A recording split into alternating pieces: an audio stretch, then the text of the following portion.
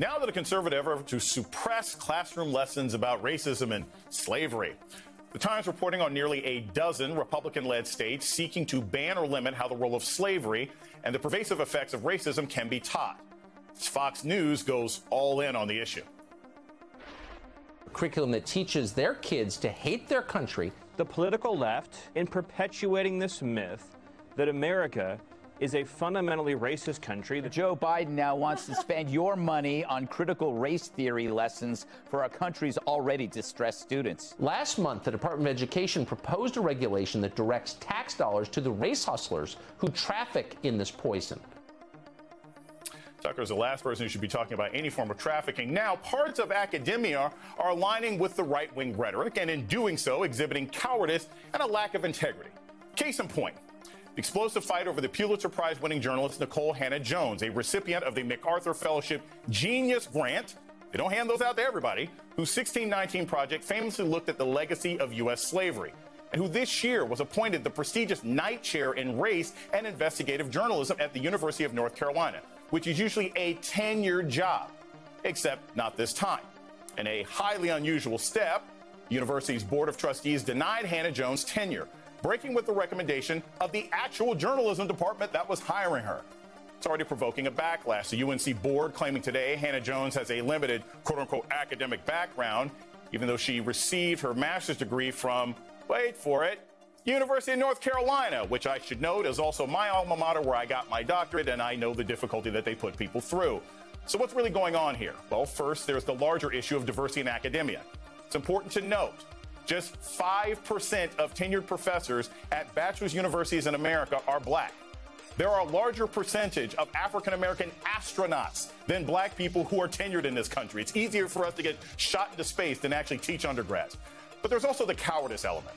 University supposedly committed to the free exchange of ideas, which is now afraid of what Nikole Hannah-Jones might say in the classroom. Would prefer to bend to politicians like Mitch McConnell, who is on a crusade against the 1619 Project, which I'm sure he hasn't read, and those voices over on, the crazy place, Fox. The entirely fraudulent 1619 Project headed by Nikole Hannah-Jones. This Hannah-Jones dispute leads to a larger question.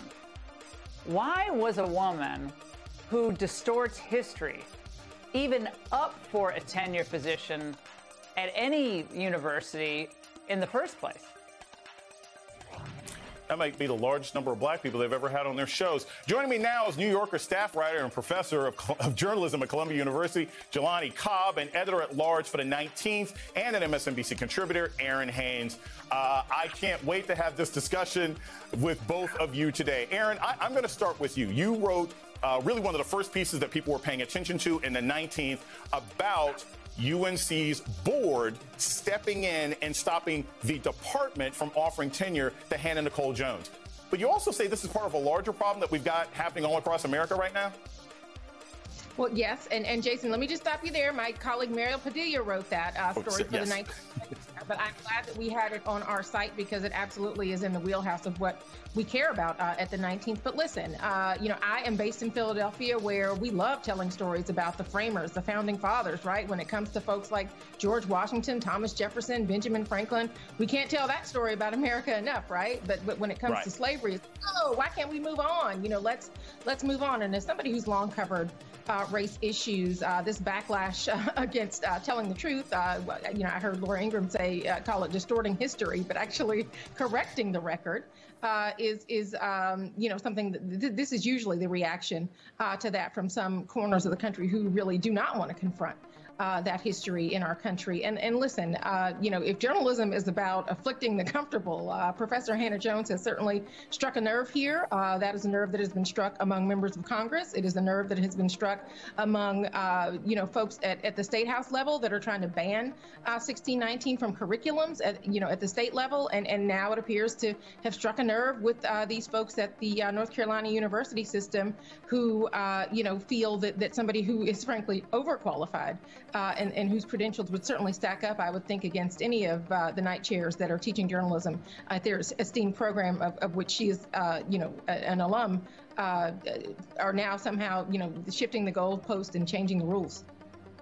I want to follow up on this. So you've got all these state governments who are like, we're going to stop the teaching of the 1619 Project, which to me is equivalent of saying we're going to stop ninja lessons in gym, right? Like what is the school system that's demanding that students learn the 1619 Project? It seems to me that a lot of this anger is simply about the existence of the work, because they can't seem to show any examples of where white kids in America are being taught to hate themselves. Yeah, well, I mean, look.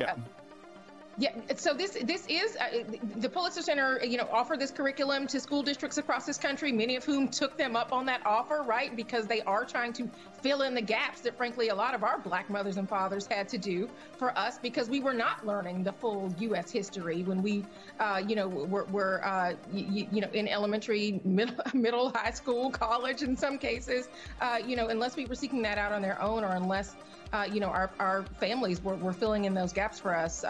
This was not history that was being taught. And so, now that this is available for folks, there are folks at the state level, as there have been folks at the state level. Look, the Daughters of the Confederacy didn't want the Civil War talked about, didn't want slavery talked about in certain terms that were mean or ugly or hurtful to the country or to certain Americans. So, yeah, this is certainly part of a long history of really trying to keep that history away from folks. And really, all Americans are the worst for not really having a fuller picture of who we and where we are as a country.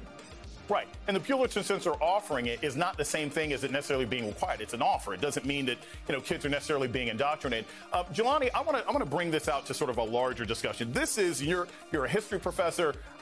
This seems like a larger problem that we see about how Black excellence is treated.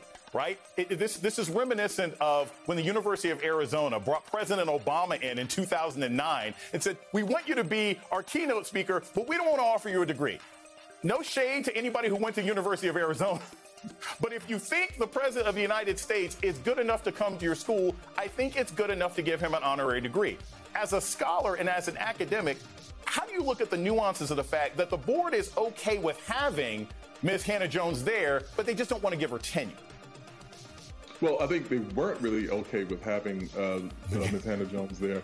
That happened through the machinations of the other layers of the institution that are really intent on having her presence on campus for reasons that make a lot of sense.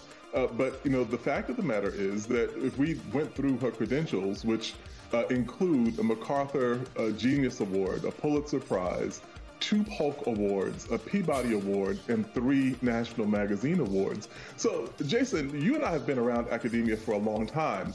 Correct me if I'm lying when I say that would be an impressive total for a department. Yes, if you exactly. That many accolades in your department, you would be doing well. This is one individual, so absurdly overqualified for the position that it only makes more glaring the illogic of the position that the board took. And so this is absolutely about that. And one other thing that I'll add really quickly is that this is an attempt to re-enshrine the syllabus of lies about the American past that were a rationale for white supremacy. There has been an ongoing assault. W.E.B. Du Bois wrote about this. He called it the propaganda of history. And you should go back and read that essay in Black Reconstruction. This has been the fundamental calling of Black historians in this country to add a corrective to the record so that we might actually present a brief for non-racial democracy in this country. So this is why this is a much bigger issue than a single tenure case at a single institution. This is about democracy, this is about academic freedom, and this is about freedom of the press. And as our mutual colleague Adam Sewer recently wrote in The Atlantic, using the state to try and suppress this information, it's not going to work. This will simply make us fight harder. Thank you, guys.